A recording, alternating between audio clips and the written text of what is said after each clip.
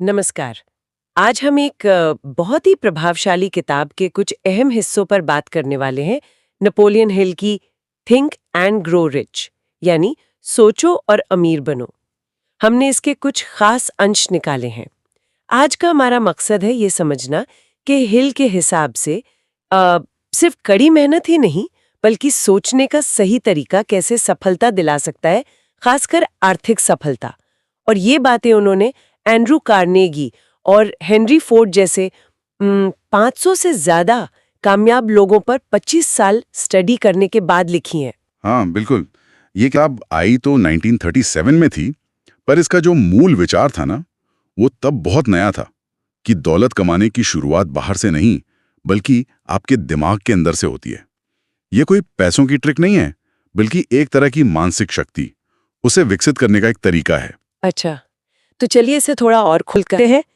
हिल जिस पहली चीज पर सबसे ज्यादा जोर देते हैं वो है इच्छा। पर ये कैसी इच्छा? हाँ, ये बहुत ज़रूरी है।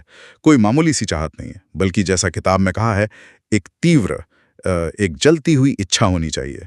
मतलब जब तक किसी चीज़ को पाने की ऐसी ज़बरदस्त लगन ना हो ना, तब तक असल में कुछ हासिल करना बहुत मुश्किल होता है। बर्निंग डिजायर जिसे कहते हैं। बिल्कुल। और इसी इच्छा को मजबूती देता है दूसरा सिद्धांत, विश्वास। विश्वास अपने लक्ष्य पर। हाँ, अपने लक्ष्य पर और उतना ही खुद पर भी, अपनी काबिलियत पर कि हाँ, मैं ये कर सकता हूँ या कर सकती हूँ।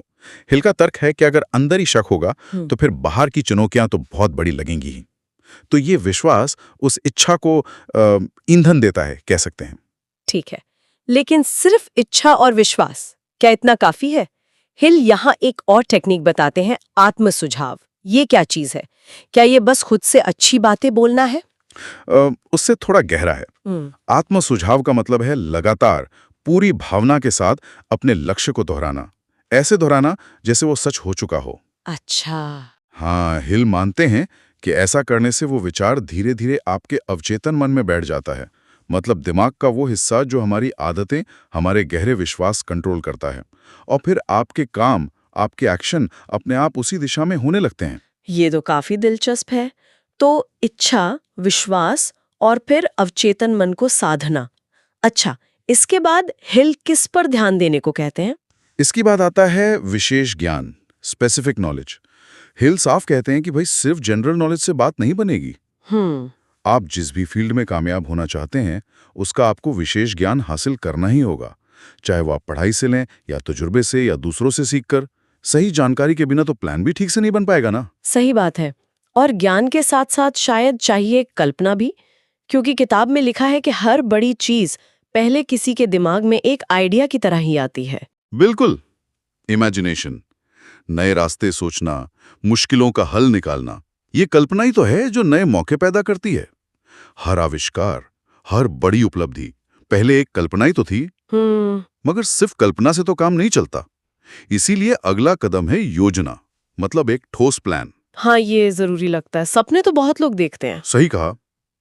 हिल इस पे बहुत जोर देते हैं कि एक व्यवस्थित प्लान होना चाहिए। ये एक तरह से आपके लक्ष्य तक पहुंचने का रोड मैप है। बिना प्लान के अच्छा आइडिया भी बस हवा में रह जाता है। और प्लान के साथ साथ एक और बात जो मुझे अहम लगी, वो है दृढ़ निर्णय लेने की क्षमता। किताब कहते हैं कि ज्यादातर लोग इसलिए फेल होते हैं क्योंकि वो फैसले ही नहीं ले पाते। हाँ, या फिर फैसले लेकर उन पर टिकते नहीं। बिल्कुल सही। कामयाब लोग हिल के मुताबिक तेजी से और सोच समझकर फैसला लेते हैं और फिर उस पर डटे रहते हैं, बदलते नहीं बार बार। और शायद सबसे मुश्किल हिस्सा आता है आखिर में, धैर्य और निरंतरता। हाँ, जिसे हिल दृढ़ता या परसिस्टेंस कहते हैं। ये शायद सबको जोड़ने वाला धागा है। शुरू में नाकामी मिलेगी, मुश्किलें आएंगी, पर हार नहीं मानना, लगे रहना। हिल ने अपने अध्ययन में पाया कि असल फर्क अक्सर वही लोग लाते हैं जो दूसरों के मुकाबले थोड़ी ज्यादा देर टिक जाते हैं। कोशिश छोड़ देना ही असल में सबसे बड़ी असफलता है। तो अगर इन सारे सिद्धांतों को एक साथ देखें तो क्या मतलब निकलता है इसका? ऐसा लग रहा है जैसे हिल कह रहे हैं कि भाई, अमीर बनना या सफल होना ये असल में एक दिमागी खेल है। बिल्कुल। सार यही है कि बाहरी सफलता पानी है तो पहले अंदर तैयारी करनी होगी, अपने दिमाग को तैयार करना होगा। ये किताब उस मानसिक खेल के नियम सिखाती है, कह सकते हैं। अपनी सोच को सही दिशा देना, उसे फोकस करना और फिर लगातार एक्शन लेना। यही है हिल के दर्शन का निचोड़। और ये सिर्फ अमीर बनने के लिए नहीं है ना? नहीं, बिल्कुल नहीं। ये सिद्धांत तो किसी भी बड़े लक्ष्य को पाने के लिए एक फ्रेमवर्क देते हैं, चाहे वो करियर का लक्ष्य हो, कोई पर्सनल गोल हो या कुछ और। अपनी सोच को बदलना और सपनों को हकीकत बनाना। तो जैसा इन अंशों से साफ है, अगर किसी भी फील्ड में टॉप पर पहुंचना है तो शायद पहली लड़ाई अपने मन के अंदर ही जीतनी होगी। अपनी सोच को उस लक्ष्य के लायक बनाना होगा।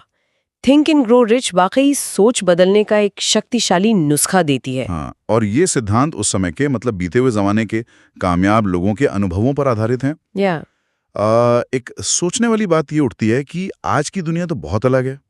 इतनी तेज, डिजिटल, सब कुछ कितनी तेजी से बदल रहा है। तो आज के समय में ये सिद्धांत कितने कारगर हैं? अच्छा सवाल है। क्या इन्हें बिल्कुल वैसे ही अपनाया जा सकता है, या आज के माहौल के हिसाब से इनमें कुछ बदलाव या एक नए नजरिए की जरूरत है?